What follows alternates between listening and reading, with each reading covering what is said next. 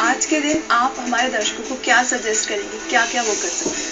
क्या सबसे पहले तो आप लड्डू गोपाल एक लें छोटा सा, उनको अच्छे से विधिवत उनको अभिमंत्रित करें, अभिमंत्रित या उनको शुद्ध करें। शुद्ध करना क्या होता है, पंचामृत बनाना होता है। पंचामृत की सामग्री क्या होती है, दही लेना होता है। दही में आप थोड़ा सा गंगा जल डालिए।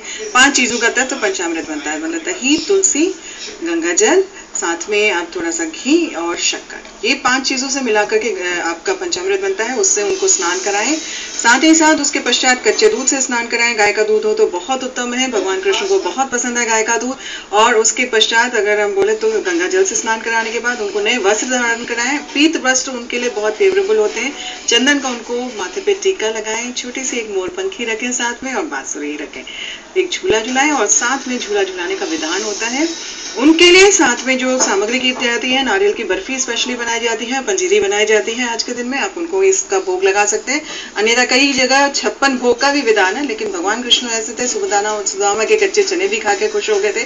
तो आपकी जो इच्छा है, मिश्री इलायची छोटी सी चीज हो, आप उसको ही भोग लगा दीजिए, वो उसी में खुश हो जाते हैं जी। और नंदिता जी, आज के दिन भगवान श्री कृष्ण का जन्म हुआ था, माँ यशोदा की गोद में वो खेले थे। आप हमारे उन दर्शकों को क्या सजेस्ट करेंगे जो लंबे समय से संतान प्राप्ति की उम्मीद कर रहे हैं लेकिन सफलता नहीं मिली?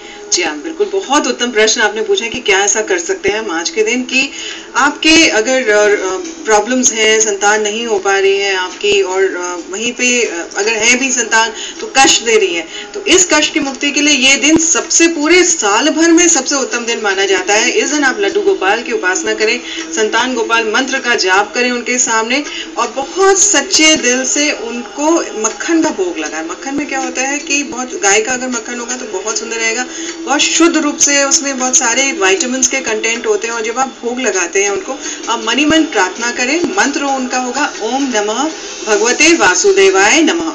आपको क्या मंत्र बोलना है, फिर से हम बोल दें, ओम नमः भगवते वासुदेवाय नमः।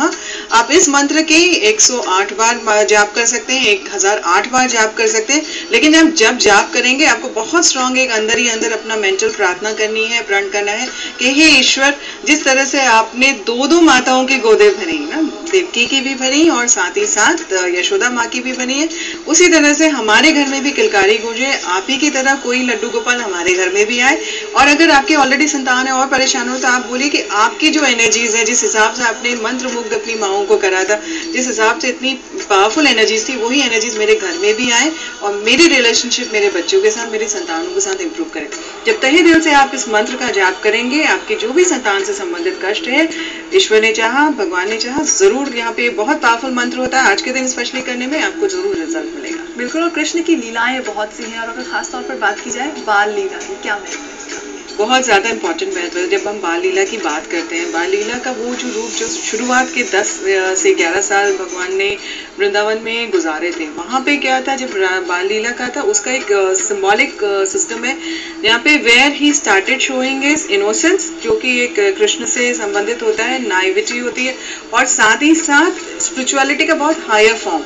तो दोनों ही चीज में कि बच्चों में हम जो भगवान देखते हैं, वो एक्चुअली भगवान कृष्ण के नाम से अगर हम देखे जाए तो वो उसको बिल्कुल पूरी तरह से पूर्ण करते हैं इस व्याख्या को, और वो रिफ्लेक्शन जो लेकर के आते हैं, वो बहुत ही एक सुंदर तरीके से उसको एक्सप्रेशन में लेकर के आते हैं। तो जब भी व्हेनेवर जो एनर्जीज, हम जैसे कहते हैं ना, बच्चे बहुत थेरेप्यूटिक होते हैं, तो बच्चों के साथ में रहो तो वो एनर्जीज उनके ईश्वर की एनर्जीज होती है। उनके चक्र बहुत सॉफ्ट होते हैं, बहुत जल्दी, जैसे अगर वो भगवान को याद करेंगे तो उनकी एकदम से एनर्जी होती है, क्योंकि भगवान का जो अंश होता है, जो डिवाइन स्पार्क होता है, हम सब में होता है, लेकिन बचपन में वो बहुत ज्यादा पावरफुल होता है। और उस एनर्जी को उस समय अगर हम इन्वोक करें, आप देखेंगे ठीक हो जाता है। जैसे बहुत छोटा सा एग्जांपल होता है, जैसे कि हम वास्तु के लिए एक छोटा सा उपाय करते हैं बच्चों का, जब हम बोलते हैं कि आप अगर आपको कोई घर देखना है कि आपको सूट करा नहीं करा, आप बच्चों को लेके जाइए। अगर बच्चे उस घर के अंदर खुश एकदम से हो रहे हैं तो वो घर आपको सूट करेगा, लेकिन अगर बच्चे नाराज हो रहे हैं तो वो सूट नहीं करेगा। तो बाल लीला की अगर मैं बात करूँ तो छोटी छोटी लीलाएं जो बच्चों की होती हैं, जो कृष्ण भगवान की तो थी, लेकिन आज के जमाने में भी वो रिफ्लेक्ट किसी ना किसी रूप में मॉडर्नाइज वर्जन के साथ बच्चों में जरूर रहती है। तो उस लीला को, उसको जितना आप इन्वोक करते जाएंगे, उतना ही ज्यादा द चाइल्ड इन यू जिसे बोलते हैं ना, वो you will go back to your roots. तो वो इन्वोकेशन होता है, और बहुत पावरफुल तरीके से आज के दिन मेडिटेट अगर आप करेंगे तो उसके रिजल्ट्स भी आपको बहुत अच्छे मिलते हैं। बिल्कुल। और इसी के साथ ही अगर आपके जीवन में भी कोई परेशानी है, कोई समस्या है, तो आज का दिन बेहद उत्तम है। आप भगवान श्री कृष्ण की उपासना कीजिए, कृष्ण को मनाइए और आपकी सभी समस्याएं खत्म हो जाएंगी। फिलहाल नंदिता जी, उससे पहले हमें बताया कि किस तरह से आप भगवान श्री कृष्ण को प्रसन्न कर संतान प्राप्ति कर सकते हैं जिन लोगों की संतान नहीं हो रही है। लेकिन इस बीच हमारे दर्शकों के लिए बताइए कि जो लड्डू गोपाल होते हैं, जब हमारे घर में आ जाते हैं, किस तरह से उनकी सेवा की जाए ताकि वो खुश हो जाए। जी हाँ, बिल्कुल। और लड्डू गोपाल, अगर जैसे संतान का आपका कष्ट है, तो अभी हमने थोड़ी देर पहले बताया था कि अगर आपको संतान की प्रॉब्लम है, आप बिल्कुल लड्डू गोपाल को स्थापित करें घर में। बहुत बहुत, स्पेशली अगर गिफ्ट की तरह आपको मिलता है, तब तो वो और ज्यादा पावरफुल एनर्जीज होते हैं। इसका मतलब होता है कि भगवान खुद आपके घर में आ रहे हैं ना, तो ये एक एनर्जीज होती है। पर अगर कोई गिफ्ट नहीं दे भी रहा है, आप जाके खरीदें उनको। जैसा हमने बताया था, पंचामृत से स्नान कराना है, कच्चे दूध से स्नान कराना है, गंगा जल से स्नान कराना है। उनको यथाविधि बहुत सुंदर तरीके से उनको कपड़े पहनाए, धारण कराएं, एक सुंदर सा झूला बनाए, उस झूले में एक डोर बनाए और डोर को खींचे। जब आप उस डोर को खींचेंगे, उनको झूला झुलाएंगे जब आप, तो वो एनर्जीज जो होती हैं वो चारों तरफ आपके एनवायरनमेंट में फैलनी शुरू हो जाती है। बहुत पॉजिटिव तरीके से पूरे घर में रिफ्लेक्शन आना शुरू हो जाता है और जल्द ही, जिसे कहते हैं कि किलकारियां भी आपके घर में गूंजनी शुरू हो जाती है। तो बहुत पॉजिटिव रहता है, उसको जरूर करें। रोज 108 नाम जाप करें, जैसे हमने बोला था, ओम नमः भगवते वासुदेवाय नमः का।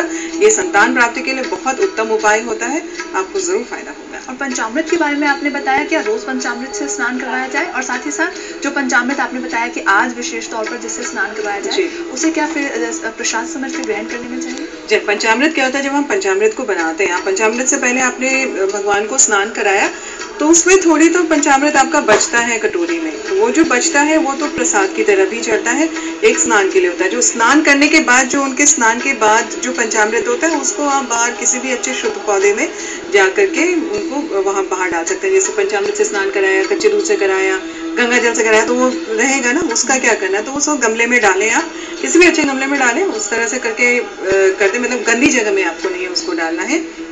जो बाकी पंचामृत है उसका भोग जरूर करें, लेकिन रोज पंचामृत से स्नान करें ऐसी कोई विधान नहीं है। शुरुआत में जब पहली बार प्रतिमा को प्रतिष्ठित किया था तब जरूर किया जाता है। स्पेशल ओकेजन में करें तो और ज्यादा अच्छा होता है। रोज करें, आपकी इच्छा है, आप बिल्कुल कर सकते हैं, लेकिन ऐसा कोई जरूरी नहीं कि आपको रोज करें। जी, और जिस तरह से आपने भी बताया कि भगवान श्री कृष्ण को, बाल गोपाल को खासतौर पर प्रसन्न करके संतान प्राप्ति की जा सकती है, लेकिन अगर रिलेशनशिप्स की बात करें, हस्बैंड वाइफ के रिलेशनशिप्स की बात करें, या जिनकी शादी नहीं हो रही, वो आज क्या खास उपाय कर सकते हैं? बिल्कुल, ये भी बहुत उत्तम प्रश्न है। और कृष्ण तो ऐसे ना मल्टी फेसेटेड गॉड है कि आपकी हर समस्या का समाधान उनके पास है। भगवान कृष्ण का जब हम बात करते हैं, रासलीला का हो गया, या फिर हम बात करते हैं कि रिलेशनशिप प्रॉब्लम्स अगर है, सबसे पहले तो राधे राधे अगर आप जाप करते हैं तो भगवान वैसे ही आपकी बात सुनने लगते हैं।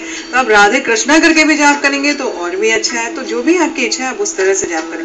लेकिन आज के दिन स्पेशल उपाय आप क्या कर सकते हैं? आप एक काम करिएगा, एक बांसुरी का पेयर लेके आइएगा। जितनी सुंदर हो उतना अच्छा है। और कई बार पीतल की बनी हुई बड़ी सुंदर सी डेकोरेटिव बांसुरी आती है, आर्टिफिशियल भी आती है। जो भी आपकी इच्छा है उसको लीजिए।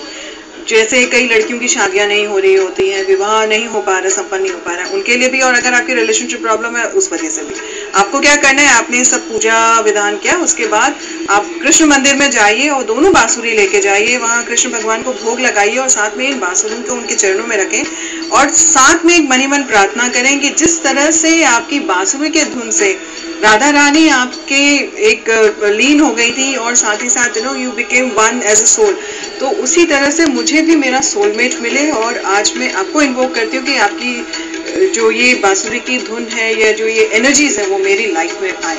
अब आपको क्या करना है, एक बांसुरी आपको कृष्ण को समर्पित करनी है, एक बांसुरी आप घर लेके आएंगे, अपने घर में मंदिर में स्थापित करें या अपने बेडरूम का जो नैऋत्य कोण की दिशा होती है वहां पे उसको रखें। उसको रखने से क्या होता है कि ये जो एनर्जीज होती हैं ये आपके लिए ये बहुत सिंपल सा उपाय है, लेकिन इसके रिजल्ट्स इतने पावरफुल हैं कि कन्याओं का विवाह बहुत जल्दी हो जाता है। रिलेशनशिप प्रॉब्लम है आपकी तो वो भी रिजॉल्व हो जाती है। भगवान की जहाँ पे कृपा आनी शुरू होती है वहाँ पे तो आपकी उतनी ही ज्यादा यहाँ पे पॉजिटिव एनर्जीज भी फ्लोट करनी शुरू करती है। बिल्कुल, और इसी के साथ ही दोस्तों वक्त हो चला एक और छोटा सा ब्रेक हम यहाँ पे ले लें। ब्रेक के बाद अंतिम